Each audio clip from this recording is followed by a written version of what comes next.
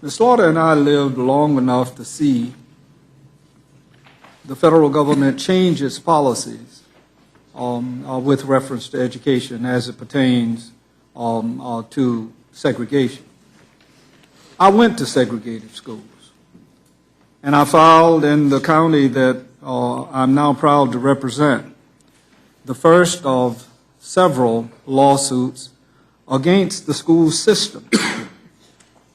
In our last recess, I had lunch with the now superintendent of that school system, who is an African American. And I gave him the history lesson of why it is that the lawsuit itself was filed. The lawsuit was filed different than what most people thought at the time, even though we believed in integration. The truth of the matter is the nation had never lived up to its promise in Plessy versus Ferguson.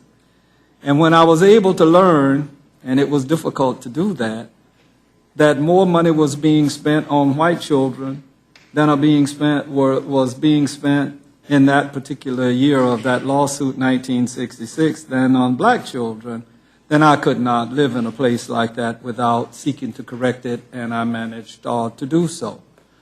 I advised him, the superintendent, a young man named Robert McKenzie, that if I were on the ground practicing law today in Fort Lauderdale, Florida, that I would file the exact same lawsuit. And I could demonstrably show him that more money is being spent on white children in that county than black children. And that's why I did it.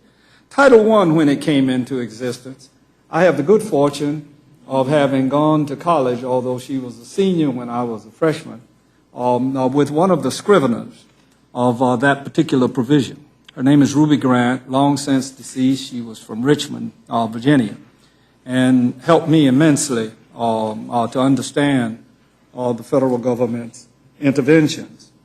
You can argue for federalism if you want, but things that happened before can happen again.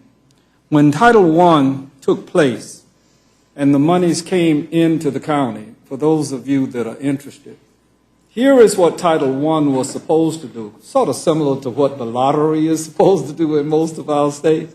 Title I was supposed to go to the disadvantaged schools and lift them like so. What happened in my county, and with several around the nation, was Title I funds came in, and it did lift the disadvantaged, but it was done this way, because the money was utilized to spread throughout the system and did not, because we didn't have political control, go to the source. Be cautious about that when you're casting your votes and when you're doing your oversight. I maintain if I were to do a complete analysis of this nation, I would see an abuse of that system. And I stand here this evening, or sit here this evening, to caution you that we're not 80 miles away from where people close their schools rather than have black children to go to school with them. Would the gentleman yield? Sure, I'll yield to my friend. I appreciate the lesson. I was born in 1970, long after that lawsuit was filed, grew up in a very different environment. I appreciate the problem that you're identifying as we go in to vote tomorrow. Is there a solution that you apply? I would argue for federalism, and I look at Fort Lauderdale, where they have an incredibly accomplished African-American congressman. They have apparently an incredibly accomplished African-American school superintendent, and you would tell me that if the federal government were to send money down to that African-American congressman's district to be spent by that African-American school superintendent, that those funds would be spent disparately by advantaging white kids over African-American kids? That is foreign to my experience in my urban county, and I would just ask for the gentleman's counsel. Then let me tell you that is what is happening. And let me tell you the why. Largely for the reason that the people that control the system are people that divert the funds, and they hide the ball.